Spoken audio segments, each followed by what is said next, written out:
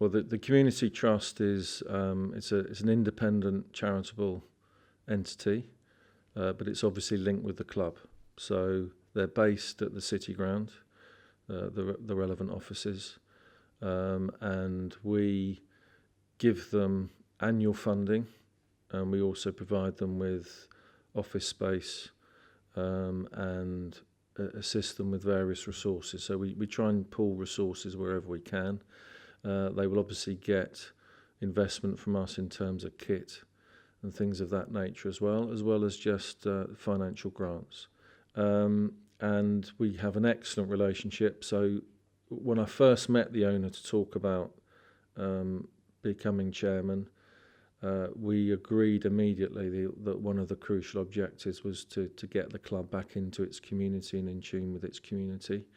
And there were some outstanding people on the community trust, and we realised that was the vehicle that we wanted to use. So I think we effectively brought it again. We tried to bring it back into house, so to speak. And as chairman, I then went on to the board of the community trust. And I think Graham Moran tells me we've got a fantastic relationship with them. Indeed, one of the best in the league.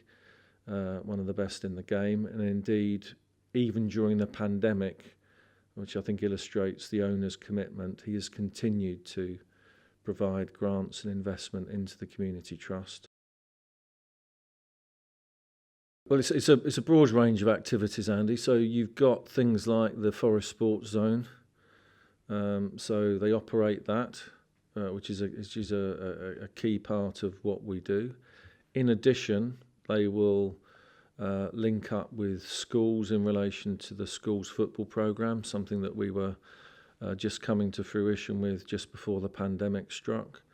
They've also helped organise the Youth Council for us, which is up and running, and they had a few meetings. I think John McGovern addressed one of them.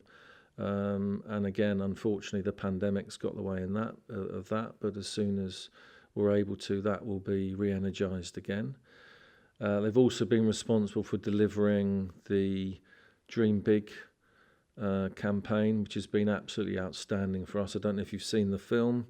It stars John McGovern, who tells me he hasn't had any other offers of acting roles after his role in that film. But basically, we've gone out to 30,000 school kids, and they will have seen the film. They'll have seen the European Cups. We take them into the classrooms. They all get a Forest cap, and the message behind the film is to dream big, and it's based around what Brian Clough did at the club with the players. Obviously the two to go from being a second division, as people of our age still call it, team, to winning 2 European Cups, and the idea being that people should have high aspirations and aim high, whatever they want to do, whether they want to be teachers, nurses, doctors, boxers, rugby players, footballers, whatever. So that's the message behind it. It's a brilliant campaign, and it's linked in with literacy as well. So the kids are all encouraged, I think, to write up a piece as if they were doing a newspaper piece about what they've actually done on the day. So again, the trust delivers that.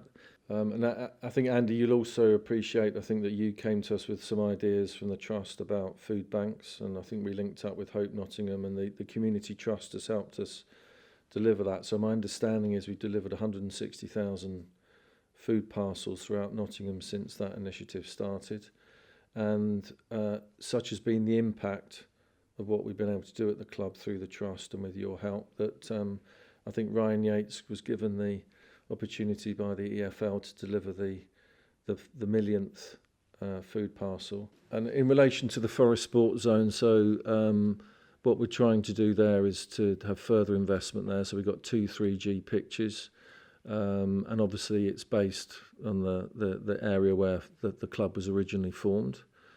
So that's something we're very proud of, and there will be an educational centre as well. So it would be along the lines of a sort of community stadium. That's what we're looking for. And the trust will deliver the Tricky to Talk campaign, which I think we're all just incredibly proud of.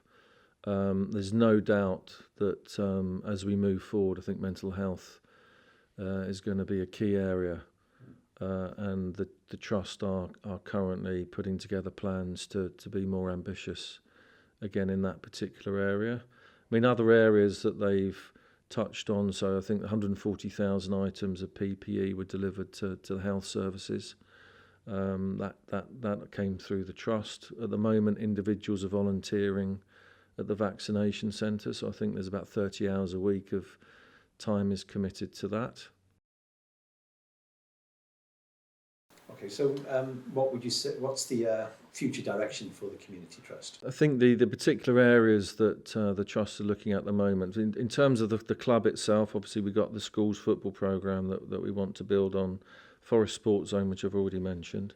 I think the particular policy areas we want to look at relate to mental health, to have resilient communities, diversity, and also just health generally and fitness. So we need to try and use the amazing power of sport, particularly with young people, to try and pull them into healthier lifestyles so that they know what they need in relation to nutrition and things of that nature.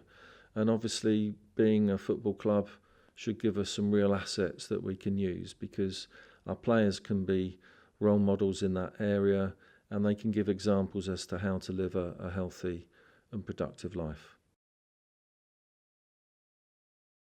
How do you feel about what the club has done in that area, and how can Forest go forward to engage a more diverse fan base for the football team? Well, I think it's a difficult nut to crack.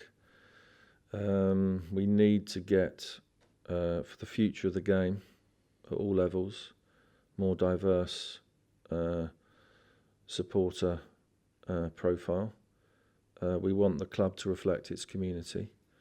And there are cultural issues, obviously, that, as I'm sure most of us are in the same position. If your parents went to football, or if your grandparents went, or your uncles and aunties, there's far more chance that you will go. If those groups in your life didn't go, then there's more chance that you won't go. So we need to try and break down some of these sort of cultural barriers. So what we've tried to do, as I'm sure you'll appreciate, is first of all in relation to our ticket pricing. We tried to make it far easier for younger people to come. So we wanted, and we will continue to do so, to make it good value for families to come to football again at the City Ground. And I think we had some very, very cheap tickets for our younger fans. So we need to continue that, and indeed to recognise also that there's a current generational issue, and I know people of our age might not necessarily agree with it, but there's definitely some hardships that I think particularly apply to the under 21 type age group. So we want to recognise that as well. So there will be cheaper ticket prices in that particular area as well, so that we don't get the people coming as kids and then feel that they can't afford to come to football after that. So ticket pricing is obviously relevant. In addition, we want to try and create an environment in which fans from all backgrounds feel welcome. So I'm grateful that, obviously we spoke about the Doughties earlier, but Helena Doughty and others have done fantastic work with the LGBT Trickies, for example. And we hope that that's an example where people feel, they might not always agree with what we do, but they will feel that the club is at least welcoming. And it's our job to create safe spaces within our communications and within the areas in which our fans are able to debate issues, that people are able to go there confident that they will be recognised as supporters first, and that there won't be any discrimination applied to them in those areas.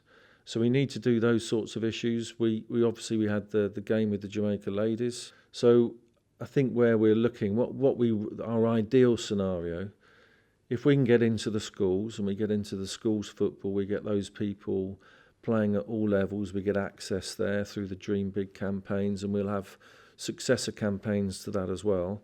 We can get them as kids, that they're interested in the club, want to come. We then can get support networks to enable those people to get into the stadium. Once they're in the stadium, I think, like all of us that have got the football bug, hopefully it will catch them when we then enable there to be an environment and the resources and the prices to keep them coming through the turnstile. So that's where we need to get to.